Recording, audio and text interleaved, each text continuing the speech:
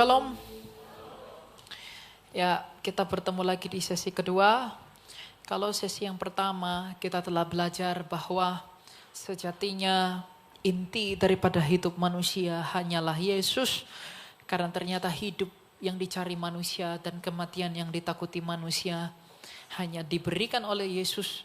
Dan kematian yang ditakuti manusia hanya dikalahkan oleh Yesus.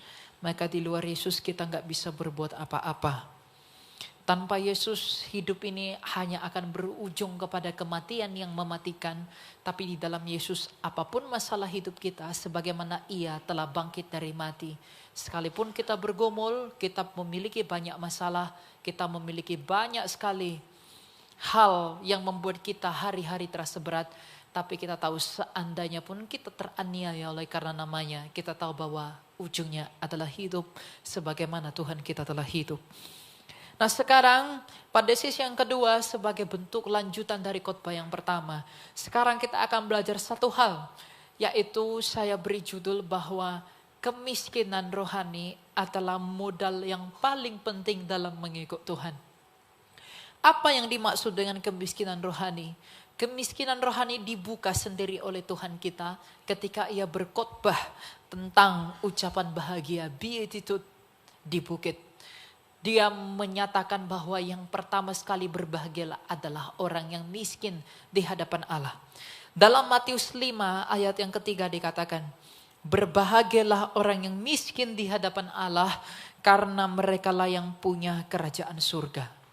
Berbahagialah orang yang miskin di hadapan Allah karena merekalah yang punya kerajaan surga. Orang yang miskin di hadapan Allah ini orang yang bagaimanakah? Orang yang miskin di hadapan Allah. Kenapa dikatakan orang miskin di hadapan Allah? Sejatinya di dalam kodrat kita memang adalah orang yang miskin di hadapan Allah. Tapi secara khusus Tuhan Yesus mengatakan berbahagialah orang yang miskin di hadapan Allah. Dalam bahasa asli miskin di hadapan Allah artinya miskin di dalam rohani. Orang yang miskin secara rohani itulah yang diperkenankan oleh Allah. Orang yang miskin secara rohani adalah orang yang rendah hati. Suatu saat para bapak gereja pernah bertemu dengan iblis. Lalu kemudian iblis membanggakan suatu hal. Kamu tahu kitab suci, saya pun tahu. Kamu puasa, saya tidak makan. Kamu ngerti banyak tentang Yesus. Saya mencoba Yesus dengan firman Tuhan. Tapi satu-satunya cara untuk mengalahkan iblis bukan dengan berpuasa, bukan dengan pengetahuan kitab suci dan lain-lain. Tetapi hanya satu hal, kerendahan hati. Kerendahan hatilah yang disebut kemiskinan di hadapan Allah. Nah, kerendahan hati ini tidak dimiliki semua orang. Ada orang yang rendah hati karena memang sejak semula ia hidup dalam kesederhanaan dan itu membuat dia rendah hati. Tapi ada juga orang yang rendah hati karena memang pengalaman-pengalaman rohani yang membuat ia rendah hati. Tanpa kerendahan hati kita nggak mungkin bisa melihat kemuliaan. Tanpa kerendahan hati kita nggak mungkin punya alasan untuk bisa datang kepada Tuhan. Nah sekarang kalau kita mengerti kerendahan hati itu adalah begitu mulia, adalah begitu ajaib, adalah begitu benar kerendahan hati. Sebab kerendahan hati adalah lawan daripada dosa. Yang membuat dosa itu datang kepada dunia ini adalah kesombongan. Yang menganggap dirinya ada, menganggap dirinya benar, menganggap dirinya kaya, menganggap dirinya mampu. Tapi sebenarnya dia tidak demikian. Dengan merasa seperti itu dia menjadi kaya di hadapan Allah. Tapi tidak miskin. Maka itulah yang membuat dia jatuh di hadapan Tuhan. Nah bagaimanakah kita bisa melatih kerendahan hati kita agar kita bisa melihat Allah? Bagaimanakah kita bisa melihat Allah kalau kita sendiri tidak mengerti siapa diri kita? Adalah hal yang aneh apabila manusia menolak pujian. Tapi adalah hal yang biasa bagi orang yang rendah hati apabila ia menolak pujian dan tepuk tangan. Orang yang rendah hati adalah orang yang selalu memandang kepada kerendahan hati Tuhan. Bukankah telah nyata wajah Kristus yang suci itu, yang tidak bernoda, yang keindahannya tak terkatakan itu telah ditampar agar apabila kita ditolak kita tidak menuntut balas. Bukankah punggung Kristus yang mulai itu telah dicambukkan oleh banyak sekali cambukan, agar ketika kita disakiti dan dipukul orang, kita merasa kita layak memperolehnya? Bukankah Allah, firman Allah yang maha tinggi telah menjadi manusia agar kita mengerti kerendahan hati yang sejati? Dia yang duduk di atas para kerubim telah datang ke dunia ini mengambil rupa manusia untuk sama seperti kita, yang mengambil rupa seperti kita tetapi tidak menganggap kesetaraan dengan Allah. Bukankah ini semua adalah tanda kerendahan hati kita, kerendahan hati Tuhan? Orang kalau mau rendah hati dia harus merenungkan Allah, dia harus melihat kepada Yesus. Sebab tak mungkin kita bisa menjadi rendah hati kalau Kristus tidak terlebih dahulu memberikan teladan kerendahan hati yang sejati. Bahkan ketika orang-orang menyakiti dia, ketika orang-orang menyalibkan dia, ketika orang-orang membuat dia seperti tidak berarti, dia berseru kepada Bapaknya, "Ya Bapa, ampunilah mereka sebab mereka tidak tahu apa yang mereka perbuat." Ia yang tidak pantas mendapatkan penghinaan telah dihina lebih hina daripada kita semua demi kasihnya kepada kita. Lalu siapakah kita manusia yang tidak memiliki nilai apapun dalam hal terkecil yang ada pada Kristus itu, sehingga kita tidak berusaha untuk memandang kerendahan hati kepada Tuhan? Menjadi rendah hati tanpa menjadi miskin di hadapan Tuhan, tak mungkin kerajaan Allah itu ada di dalam diri kita. Sebab kalau kerajaan Allah telah diberikan oleh Allah ke dunia melalui kerendahan hatinya, maka kerajaan Allah yang diberikan oleh kerendahan hati Allah itu pun hanya bisa diterima manusia kalau manusia itu rendah hati. Kalau manusia itu berusaha memiskinkan dirinya. Orang yang memandang kepada Kristus akan selalu merasa bahwa Tuhan, tidak ada yang bisa kubanggakan, tidak ada yang bisa kubawa, tidak ada kebenaran, tidak ada kebaikan dalam diriku. Oleh karena itu, jikalau kita bangga dengan apa yang kita miliki, kita melihat sesuatu yang besar dalam diri kita, lalu kita melupakan kemurahan hati Tuhan dan anugerah, kita tidak mungkin masuk dalam kerajaan surga. Karena tiada tempat bagi mereka yang meninggikan dirinya dalam segala hal, dalam hal apapun di dalam kerajaan surga. Mereka yang ada di dalam kerajaan surga adalah mereka yang melihat dirinya sendiri, yang mengenali dirinya sendiri di hadapan Tuhannya. Mungkinkah orang yang tidak sakit mata pergi kepada dokter mata jikalau ia tidak sadar ada kelemahan pada matanya? Mungkin tidak orang yang tidak sakit gigi pergi kepada dokter gigi kalau ia tidak menyadari bahwa giginya sedang sakit? Mungkinkah kita datang kepada Tuhan yang mengampuni dosa itu kalau kita tidak sadar betapa berdosanya kita di hadapan Allah? Kita harus mengerti, kita harus sadar bahwa kita adalah orang yang begitu jahat. Kita adalah orang yang begitu hina. Kita adalah orang yang begitu berdosa. Kita tidak bisa menghasilkan apa-apa. Sehingga hidup kita setiap hari hanya mengandalkan anugerah Tuhan. Sehingga dalam doa kita tidak datang seperti pemuda yang kaya itu. Ketika Tuhan Yesus mengatakan, ketika pemuda yang kaya itu menanyakan, bagaimanakah caraku masuk dalam kerajaan surga? Tuhan Yesus bilang, jangan membunuh, jangan berzina, jangan mengingini. Pemuda itu dengan bangga dan merasa kaya mengatakan, aku telah melakukan itu semua. Dan Tuhan Yesus tahu hati pemuda itu cinta sekali dengan uang. Lalu Tuhan Yesus mengatakan satu hal, pergilah, juallah semua milikmu, ikutlah aku. Lalu pemuda itu dengan sedih hati meninggalkan Yesus karena banyak sekali hartanya. Oleh karena itu inilah bukti bahwa dia merasa dia sudah taat, dia merasa dia sudah lakukan ini, lakukan itu. Tapi tanpa kerendahan hati itu akan sia-sia dan membawa kepada kita kepada kebinasaan. Jikalau kita merasa kita sudah memberi persepuluhan, kita sudah sering datang ke gereja, kita sudah menolong orang lain, kita sudah melayani Tuhan, lalu dengan demikian kita merasa kaya, kita dengan demikian merasa layak, kita dengan demikian merasa lebih baik daripada saudara kita. Mungkin hal itu menolong orang lain. Tapi dengan sikap hati yang seperti itu, kita menjadi gagal diperkenankan Allah. Karena dengan merasa layak dengan apa yang kita lakukan, kita tidak menjadi miskin di hadapan Tuhan. Dan tidak mungkin kerajaan Allah itu diberikan kepada orang seperti itu. Kurang pekerjaan, kurang hebat apakah pekerjaan malaikat yang memimpin pujian yang telah jatuh itu. Kurang dekat apakah ciuman Yudas kepada Yesus yang setiap hari datang dan hidup bersama Yesus. Tapi tanpa kemiskinan rohani, dia sadar kebutuhannya akan Tuhan. Dia ternyata terbuang.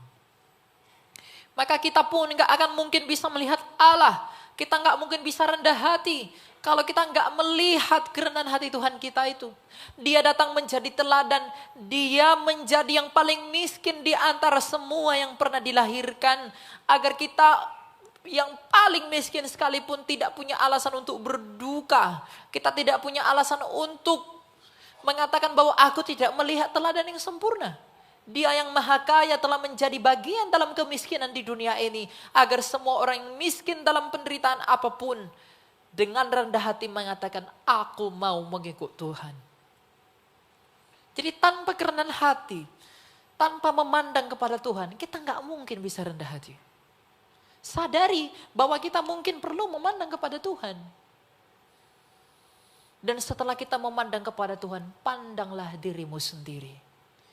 Anthony the Great pernah mengatakan bahwa kunci mengenal Allah adalah mengenali diri sendiri. John Calvin mengatakan, kalau kamu tidak mengenal dirimu, kamu tidak mungkin mengenal Allah. Kenalilah dirimu. Bagaimana caranya aku mengenali diriku? Siapakah aku di hadapan Tuhan? Apakah aku di hadapan Tuhan? Kita harus bisa mengenali diri kita di hadapan Allah. Siapakah kita ini di hadapan Allah? Kita ini seperti debu yang tidak terlihat dalam segala hal. Tapi Allah masih memilih untuk mengasihi kita. Tanpa mengenali diri kita, tanpa mengenali luka, tanpa mengenali dosa kita, kita nggak mungkin mengenal Allah. Kalau kita mau mengerti hidup yang ada pada Yesus, kita harus mengerti dosa yang diselesaikan oleh Yesus. Dan sebelum itu terjadi, kita harus tahu dosa, luka, cacat, celah di dalam diri kita. Bagaimana kita tahu kita sakit kalau kita nggak sadar bahwa kita ini orang sakit? Bagaimana kita tahu kita ini orang berdosa kalau kita tidak memberi waktu untuk menyadari dosa-dosa kita? Bagaimana kita tahu gini kita butuh pertolongan Tuhan kalau kita ini tidak dalam keadaan yang lemah? Kita harus mengenali diri sendiri, kenali dirimu. Bagaimana caranya aku mengenal diriku? Berdiam diri. Dosa itu adalah sebuah kerusakan, dosa itu adalah sebuah kehinaan, kebiadaban, kebrengsekan yang ada dalam diri kita. Kita mewarisi kodrat berdosa daripada nenek moyang kita. Sehingga dosa itu menipu kita. Dosa mengatakan kita baik-baik saja padahal kita sedang sakit. Dosa mengatakan kamu gak apa-apa tapi sebenarnya kita sedang sakit parah. Orang yang tidak melatih mengenal dirinya sendiri di dalam berdiam diri tidak mungkin jiwanya bisa tenang. Petrus mengatakan di dalam diam dan tenang ada pertobatan. Saya juga mengatakan seperti itu. Jangan sibukkan harimu ya, saya tahu kita bekerja, kita melakukan banyak hal di dunia ini. Anak-anak butuh makanan, kita butuh kuliah, kita butuh ini, itu dan segala macam. Tapi sempatkan waktu dalam hidupmu untuk berdiam diri di hadapan Tuhan, untuk mengkoreksi siapa dirimu. Natal itu bukan 25 Desember, Natal itu setiap hari bagaimana kita mengizinkan Roh Allah untuk mengkoreksi diri kita sepenuhnya di hadapan Tuhan. Karena keselamatan itu ya kesembuhan dari dosa. Keselamatan itu bukan sesuatu yang terjadi sekali. Keselamatan yang terjadi sekali itu Yesus, kitanya belum. Makanya keselamatan adalah pertandingan seperti perkataan Paulus.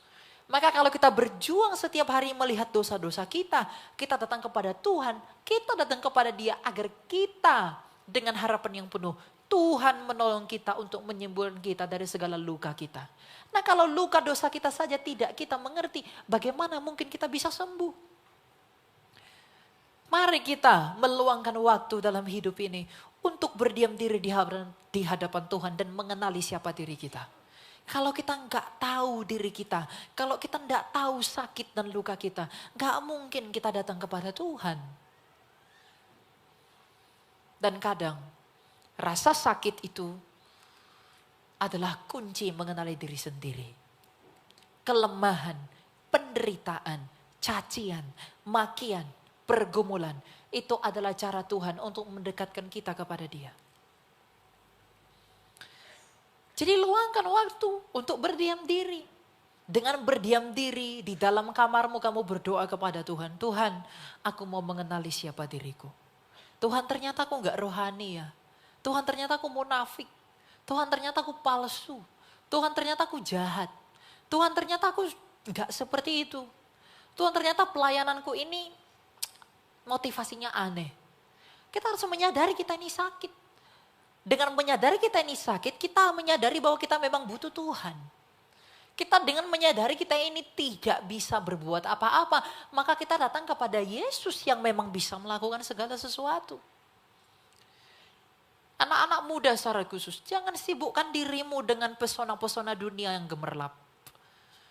Kita punya waktu untuk mendatangi kekasih. Kita punya waktu untuk mendatangi gebetan.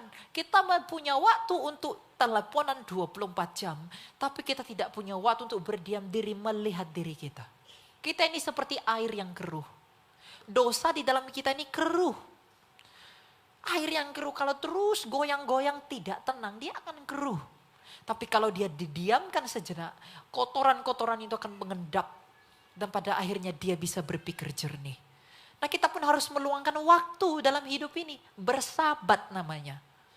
Dengan sabat kita bisa mengenal diri kita. Kita bisa tahu siapa diri kita. Karena Roh Kudus itu bekerja ketika kamu tenang. Roh Kudus itu akan menyadarkan kamu ketika kamu tenang. Karena Roh Kudus itu roh yang tenang. Roh Kudus menolong, Roh Kudus menuntun, Roh Kudus membimbing, Roh Kudus menopang kamu ketika kamu tenang. Ketika kamu diam di hadapan Tuhan dan mengatakan, Tuhan, aku gak punya apa-apa. Tuhan, aku gak mampu berbuat apa-apa. Tuhan, dosaku begitu banyak. Disitulah Roh Kudus itu menolong kamu bagaimana melangkah hidup lebih baik. Dan pada saat yang sama dia menghibur kamu akan pengampunan yang diingatkan dari Tuhan. Maka kehidupan rohani itu yang paling penting. Nah, kehidupan rohani tidak akan dimulai kalau orang tidak miskin di hadapan Allah. Kalau dia merasa dia mampu, dia nggak menyadari bahwa dia rusak, dia tidak menyadari bahwa dia berdosa, dia tidak menyadari bahwa dia hancur, dia tidak akan datang kepada Tuhan. Dia nggak akan punya waktu untuk berdiam diri di hadapan Tuhan. Kenapa Tuhan Yesus pergi berdiam diri? Mengapa dia ke gurun? Mengapa dia ke bukit berdoa sendirian? Karena berdiam diri itu penting. Kalau jiwamu selalu sibuk, kamu gak punya waktu di hadapan Allah.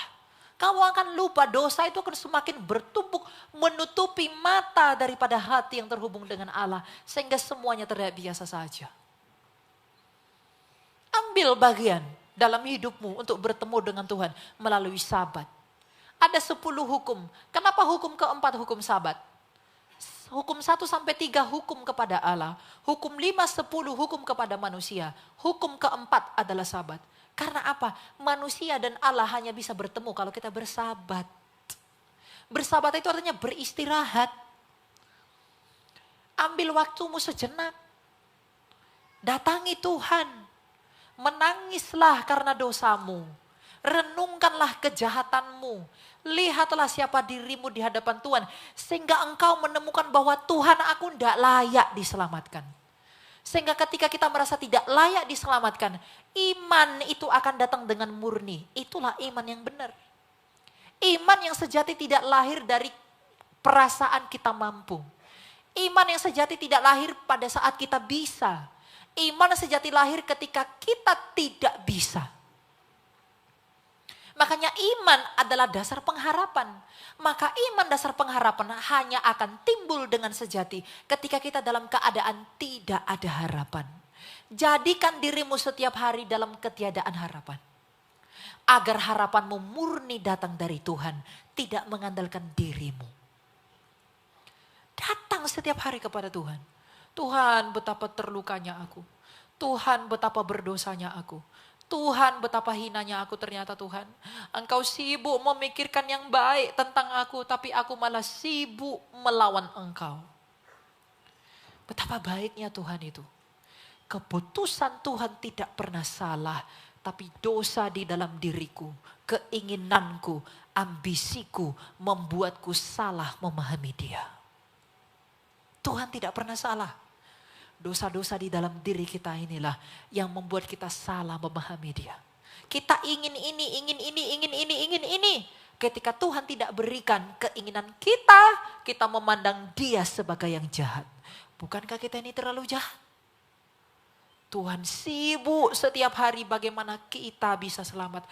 Tapi kita sibuk mencari jalan yang susah itu. Kita mencari jalan yang lurus, tapi yang berakhir pada kebinasan itu.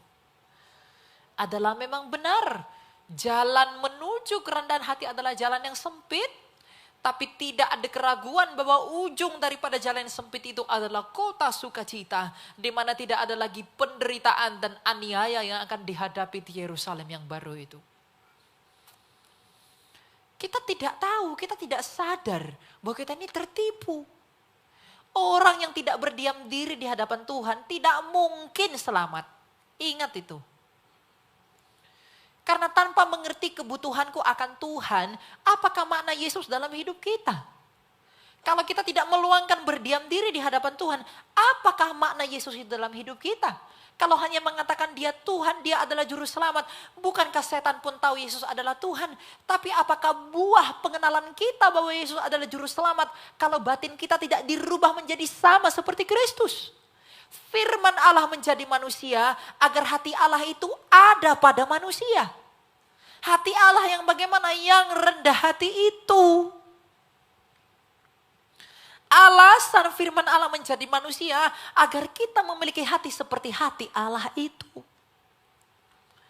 Ia yang terlihat hina tapi dibungkus di dalam kehinaan, tapi terlihat kemuliaan dalam dirinya. Itu yang Tuhan mau berikan kepada kita. Kita ini bejana yang gak bisa berbuat apa-apa. Bejana dari tanah liat. Peliharalah harta yang berharga. Harta yang berharga itu apa? Kerendahan hati. Ingat, kerendahan, kalau kamu bisa rendah hati, puasamu, apamu itu enggak berarti. Puasa pun kamu melakukan apa, kamu bersedekah, tapi kalau kamu menganggap dirimu hebat, menganggap dirimu kuat, menganggap dirimu mampu, enggak ada artinya itu. Tuhan datang dalam aniaya, Tuhan datang dalam penderitaan, Tuhan datang dalam kehinaan, mengajarkan satu hal, rendah hati. Kita harus berdiam diri untuk bisa menerima, benar-benar menerima Tuhan sebagai juru selamat kita. Ambil waktumu, dalam 1 minggu, luangkan berdiam diri, datangi Tuhan. Tuhan, aku gak bisa berbuat apa-apa. Makanya Tuhan bilang apa? Kalau kamu gak memiliki iman seperti seorang anak kecil ini, gak mungkin kamu masuk dalam kerajaan surga. Anak kecil itu artinya apa? Anak kecil itu gak bisa berbuat apa-apa. Di dalam ketidakmampuannya berbuat apa-apa, dia datang kepada orang tuanya. Dia mau makan, dia datang ke orang tuanya. Dia mau minum, dia datang kepada orang tuanya. Artinya apa? Bergantung penuh kepada orang tuanya. Nah, kita sebagai anak-anak Allah, marilah kita bergantung penuh dalam segala hal kepada Allah. Bagaimana kita bergantung kepada Allah kalau kita tidak sadar kita butuh pertolongan Allah? Pertolongan Allah itu bukan hal-hal jasmani. Pertolongan Allah itu jauh lebih tinggi adalah hal-hal rohania. Yang Tuhan karuniakan hal-hal rohania. Sebab Tuhan tidak datang dalam kemuliaan daging. Dia datang dalam kemuliaan roh. Apakah kemuliaan yang ada pada Yesus dari tampak lahiriah sehingga ia perlu dihina dan diludahi? Tidak ada. Ambil waktu untuk berdiam diri. Agar kerendahan hatimu terbentuk. Kalau kamu merasa udah rendah hati, pada saat itu kamu sedang tidak rendah hati. Karena kerendahan hati itu perjuangan seumur hidup. Sampai mencapai kesempurnaan yang Tuhan lihat. Kamu gak melihat itu, hanya Tuhan yang melihat. Tapi minimal kamu ingin rendah hati. Anak-anak muda, secara khusus, mencari pengakuan, mencari validasi, mencari nama, untuk memenuhi standar-standar TikTok lah, Instagram lah, macam-macam. Kenapa begitu? Memang manusia setelah kejatuhan itu selalu mencari kepastian. Adam dan Hawa, ketika mereka jatuh ke dalam dosa, mereka cari kepastian. Aduh, Dia ketakutan, dia mau cari kepastian. Dia ambil daun pohon ara tutupi dosanya. Tapi apakah Tuhan perhitungkan pohon ara itu? Tidak. Tuhan bilang, usahamu menutupi dosamu itu enggak berlaku. Aku sendiri yang menutupinya dengan kulit binatang. Maka kamu mau cari nama, cari apa setinggi apapun anak muda, kamu enggak akan bisa. Hanya Tuhan yang bisa meneguhkan kamu. Sebab kebahagiaan itu bukan hal-hal bendawi. Kebahagiaan adalah status batin. Sebanyak apapun yang kamu miliki, kamu gak akan pernah bisa bahagia. Sebaliknya, para rasul hidup dalam kekurangannya, tapi bahagia dalam batinnya sebab mereka rendah hati. Rendah hati itulah harta yang paling besar. Ketika kita bisa bertemu dengan Tuhan, bukan yang lain-lain. Nah, orang yang rendah hati itu akan tahan, akan bersyukur ketika ia dicaci dan dihina. Penghinaan, cacian dan makian apabila kita terima, jangan kembalikan hal yang sama. Kalau kita mengembalikan yang sama, apa bedanya kita dengan mereka? Tapi baiklah kita seperti Tuhan kita ketika ia dicaci dan dihina. Ketika ia dicaci dan dihina, ia mengembalikan kutuk itu menjadi berkat bentuk pengampunan. Bagi orang yang rendah hati, pengampunan itu hal yang sangat baik. Apabila kita dicaci, dimaki anak muda, tidak ada teguran yang terlalu keras. Sikap hatimu yang salah. Kalau orang tuamu negur kamu, lalu kamu merasa sakit hati, lalu kamu gak ngomong sama orang tuamu. Ingat, kamu sedang tertipu oleh dosa. Gak ada teguran yang terlalu keras. Sikap hati kamu dan saya yang salah. Kalau saya dipermalukan di depan umum, lalu saya permalukan dia kembali, sikap hati saya yang tidak rela menerima penghinaan itu. Saya yang salah. Jadi kalau orang menasihati kamu, memberikan kamu arahan, tuntunan hidup di dalam anjuran kitab suci, lalu kamu sakit hati, love yourself, urusi dirimu sendiri, gak usah urus diriku. Itu kelihatannya, kedengarannya enak. Tapi itulah dosa menipu kamu. Jangan urusi dirimu sendiri, urus dirimu sendiri. Kamu mengatakan seperti itu. Kamu bisa gak selamatin dirimu sendiri? Dengan begitu aja kamu udah nunjukkan sedang kamu tidak selamat. Maka kalau orang rendah hati, sebesar apapun penghinaan dan permaluan yang diberikan kepada dia, ia akan mengampuni dan mengatakan apa? Enggak apa-apa. Tuhanku mengalami lebih berat daripada itu. Dia mengampuninya. Apalagi aku layak kok menerima itu. Tuhan tuh enggak layak menerima itu. Tapi telah melepaskan pengampunan. Siapakah aku yang layak menerimanya tapi tak melepaskan pengampunan? Jadi kalau ada anak muda ngambek sama orang tuanya, marah-marah sama orang tuanya, hanya karena ditegur, hanya karena dikasih tahu yang benar. Tuhan dalam kitab Wahyu mengatakan, barang siapa yang kukasihi, ia kuhajar dan kutegur. Jadi ketika kamu ditegur begitu keras, kalau kamu membenci, itu bukan salah teguran itu. Salahnya ada padamu, sikap hatimu. Salah menanggapinya.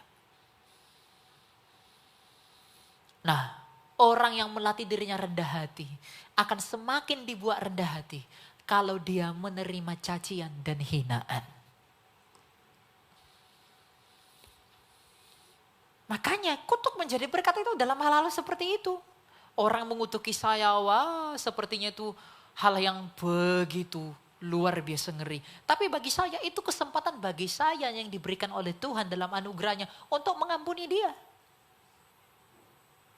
Jadi semua masalah dalam hidupmu, perlakuan jahat dalam hidupmu, Tuhan izinkan ada maksudnya, melatih kamu rendah hati. Tapi kalau kamu membalaskan kejahatan yang sama, artinya kamu tidak tahan uji, artinya kamu perlu belajar lagi. Cuma kita membenci Tuhan, kita gak bisa ngerti. Itu tadi karena kita gak belajar mengenali diri kita. Kita ini sombong. Kita merasa diri kita udah rohani, tidak, kita tidak rohani. Kita ada rasa diri kita baik, tidak, kita ini tidak baik. Kita rasa diri kita sempurna, oh jauh, kita ini debu. Jadi jangan anggap dirimu unggul dalam hal apapun. Orang yang mampu itu bahaya loh. Ingat, orang yang mampu itu bahaya. Kalau dia udah merasa mampu, bahaya.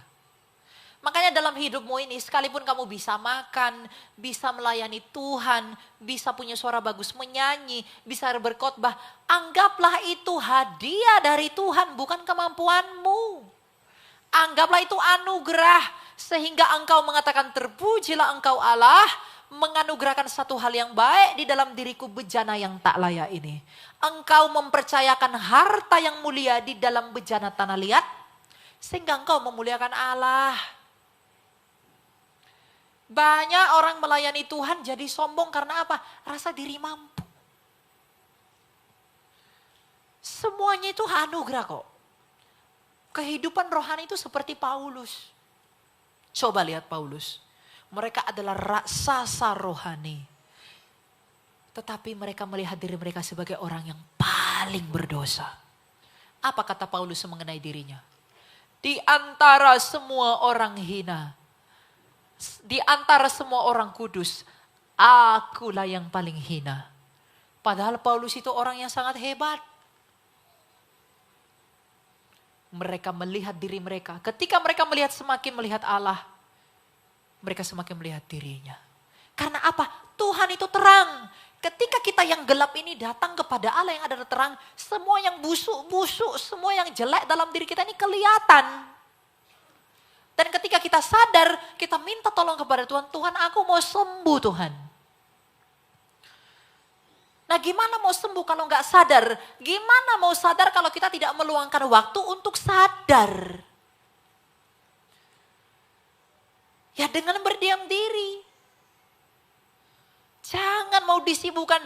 Cara iblis menipu kita hari-hari ini bukan lagi dengan berjinah, dengan berbohong, dengan pesta pora. Tidak.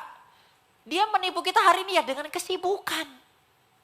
Sehingga kita nggak punya waktu dengan Allah. Marta dan Maria. Siapa yang Tuhan perkenankan? Maria. Tuhan tidak mau kamu sibuk.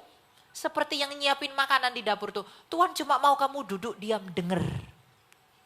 Nah kita juga ketika kita berdoa itu bukan, berdiam diri itu bukan momen di mana kita didengar Tuhan. Tidak, berdiam diri adalah momen kamu mendengarkan Tuhan. Itu namanya doa. Doa itu bukan agar kita didengar Tuhan. Karena sebelum kamu berdoa pun Tuhan udah tahu kok apa yang kamu doakan. Tapi kamu belum tentu tahu apa yang Tuhan kehendaki. Makanya dengan berdiam diri di hadapan Tuhan, kita mendengarkan Tuhan. Kita mengizinkan bagaimana Roh Kudus mengkoreksi kita dan menuntun kita kepada jalan-jalan yang Dia perkenankan. Itulah kerendahan hati, mau belajar, mau meluangkan waktu. Karena sadar memang dia bukan apa-apa. Karena sadar dia nggak bisa berbuat apa-apa. Dan yang paling penting adalah jangan pernah membanggakan karunia apapun. Tuhan telah berkata kepada Yeremia, jangan bermegah karena kekuatanmu, kekayaanmu, dan kebijaksanaanmu. Tapi bermegahlah karena kamu mengenal bahwa Akulah Tuhan. Puncak kehidupan rohani itu yaitu enggak akan merasa bangga dengan apapun. Sekalipun dia melayani, Paulus kurang melayani sejauh apa? Dia melayani banyak orang. Dia pergi ke Filipi, dia pergi ke Efesus, dia pergi kemana-mana.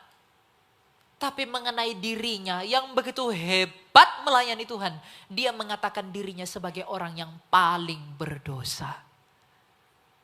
Terbalik kan? Hari-hari ini orang baru tahu hal-hal rohani, rasa jadi nabi, rasa jadi rasul. Wah, apa itu? Baru belajar firman Tuhan, baru rasa diri paling rohani. Gak boleh, memahami dengan pikiran dan dengan hati itu beda. Memahami secara lahiriah dan memahami secara batiniah itu beda. Maka batin ini, keselamatan batin ini bisa dilatih terus kalau kita apa? Miskin di hadapan Allah. Ya memang Tuhan aku gak bisa buat apa-apa. Jadi kalau kamu mampu hari ini anak muda, kamu sukses, kamu bisa bekerja apa-apa, jangan besar kepala. Kalau pelayananmu besar, jangan sombong. Karena tidak semua orang tahan dalam kemuliaan. Malaikat yang paling tinggi, coba, di surga itu tidak ada dosa. Kenapa dia bisa jatuh ke dalam dosa? Padahal di surga nggak ada dosa. Karena apa? Malaikat itu diberi kemuliaan besar sekali. Dan semua ciptaan memandang kepada Allah.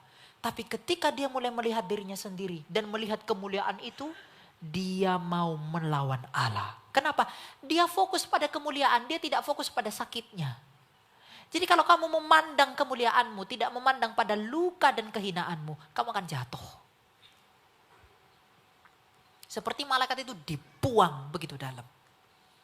Karena fokus pada kemuliaannya. Jadi kalau kamu memandang hartamu, memandang kepintaranmu, memandang semua milikmu, lalu kamu anggap kamu sudah si paling-paling, akan jatuh. Mungkin di dunia ini kamu tetap kaya.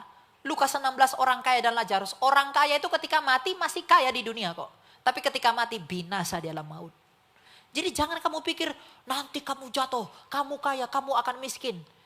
Kalau kamu sombong karena kekayaanmu dan kamu jadi miskin, kamu perlu bersyukur. Kalau kamu tetap kaya, waduh kamu mati, binasa. Kalau kita kaya, kita sombong karena kekayaan, tapi Tuhan menegur kita, dibuat kita menjadi miskin. Kita bersyukur, kenapa Tuhan masih menegur. Tapi kalau Tuhan biarkan kita tidak ditegur, bahaya loh. Ingat, yang paling bahaya ketika Tuhan membiarkan kamu melakukan apapun yang kamu mau. Bahaya. Karena yang kita mau bukan kebenaran. Yang kita mau adalah dosa. Dosa. Di dalam saya ini semua dosa. Apa yang bisa saya andalkan dari diri saya? Gak ada. Nothing. Tidak ada. Yang bisa diharapkan dari diriku. Makanya Yohanes Krisostomos mengatakan, segala yang kupunya adalah luka. Dan engkau adalah penawarnya. Latihlah diri, berdiam diri di hadapan Tuhan. Agar kita sadar dan melihat diri kita ini siapa. Memahami hidup, memahami Kristus. Bahwa hanya Dia yang bisa menghidupkan. Dan kita bisa menerima Dia dalam proses merendahkan diri kita. Gak gampang jadi Kristen itu. Pintu itu sesak dan sempit kata Tuhan. Betul. Pintu itu sempit. Tapi tidak ada keraguan, akhir dari jalan itu adalah kota sukacita. Sukacita itu bukan dari luar, itu dari dalam. Kalau sukacitamu bergantung pada hal luar, saldomu, depositomu, mobilmu berapa, rumahmu berapa. Kalau tergantung sama itu, ketika gempa bumi datang itu hilang. Kemanakah kebahagiaanmu? Tidak ada. Itu seperti bunga bangkai, bau dari dalam. Tapi ditaburi parfum banyak, tetap bau. Tapi kalau kita seperti bunga melati dari dalam wangi. Apapun keadaan hidup kita. Bergumul, lembah, di gunung, dimanapun. Kita terus rendah hati. Sukacita itu penuh. Karena kita mengenal Tuhan kita siapa yang mulia. Dan kita mengenal diri kita yang hina. Tapi mau dimuliakan. Itu sukacita sejati. Tidak tergantung dari luar. Nah kalau kita mengerti seperti ini. Maka hidup kita tidak akan mengatakan ambisi ini, ambisi itu, ambisi itu. Tapi kita akan berdoa seperti Yesus. Jadilah kehendak-Mu. Ingat, terlalu banyak ambisi, bahaya loh. Anak muda, ambisimu itu bisa menghanyutkan kamu. Tuhan tidak pernah memikirkan keuntunganmu. Tuhan tidak pernah memikirkan hartamu. Yang Tuhan mau cuma satu, gimana ya anakku ini selamat? Itu doang. Dia gak pernah peduli apa mau hartamu sebanyak apa, dia gak peduli. Enggak. Kalau Tuhan pun buat kamu kaya, artinya kamu mau jadi berkat buat orang lain. Kalau Tuhan pun buat kamu sehat, biarlah kesehatanmu itu bisa menolong mereka yang lagi sakit. Itu maksudnya. Tuhan tuh gak ada tujuan lain selain menyelamatkan kamu. Itu doang. Karena kitab suci mengatakan yang ku kehendaki adalah keselamatanmu.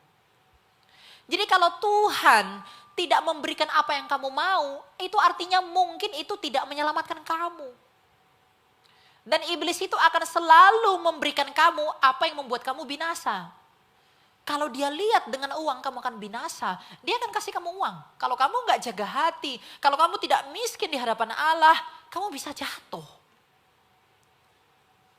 Coba, iblis mencoba Yesus dengan ayat-ayat apa? Dia tawari otoritas, dia tawari kekayaan, dia tawari kemakmuran.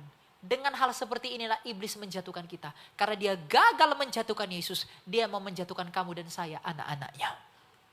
Nah, kalau kita nggak miskin di hadapan Allah, kita nggak menyadari hati, kita tidak memiliki hati, kita tidak belajar seperti hatinya Yesus, kita akan jatuh. Tapi kalau kita belajar memiliki hati seperti hati Yesus, sebagaimana Tuhan kita itu menang, kita pun akan menang. Melawan apa? Iblis. Karena iblis, ingat satu pernyataan ini. Iblis hanya bisa dikalahkan oleh kerendahan hati. Di luar itu tidak ada. Di luar kerendahan hati, iblis nggak bisa dikalahkan. Puasa, iblis nggak makan. Pinter Alkitab, iblis lebih ngerti. Oh, dia di dalam sejarah, ini ditulis dia masih hidup. Apa? Pengetahuan Alkitab, dia paling pinter. Oh, dicoba Yesus saja pakai ayat Alkitab. Hanya satu yang dia nggak punya, kerendahan hati dan rasa miskin di hadapan Tuhan. Nah, penderitaan itu kadang membawa kamu kepada kemiskinan rohani. Jadi kalau kamu hari ini bergumul, menderita, mengalami banyak hal yang sulit, katakan kepada Tuhan, terima kasih Tuhan. Karena ini kesempatan bagiku untuk membuatku bergantung terus kepadamu. Kalau kamu mengalami yang susah, katakan terima kasih Tuhan. Karena ternyata ini semua adalah usahamu untuk membuatku dekat kepadamu agar aku gak hilang dari hidupmu. Itu yang Tuhan mau. Jadi kalau kamu menderita atau kamu bangkrut, kamu miskin, jangan tiba-tiba haleluya 50 kali lipat, berlimpah-limpah macam-macam. Jangan. Kalau kamu dikasih Tuhan, izinkan Tuhan sakit, langsung sembuh. Jangan, itu salah. Tanyakan kepada Tuhan, Tuhan di balik semua masalah ini, apa yang ingin kamu mau perbaiki? Beritahu aku Tuhan. Itu. Kalau Tuhan izinkan kamu sakit, Tuhan izinkan kamu mengalami masalah, tanyakan dulu kepada dia, Tuhan apa maksud ini semua? Agar aku bisa memperbaiki diriku, karena aku yakin engkau mengasihiku dengan memberikanku luka. Agar aku bisa belajar. Jangan langsung mau enak-enak aja. Kalau mau enak-enak aja jangan ikut Yesus.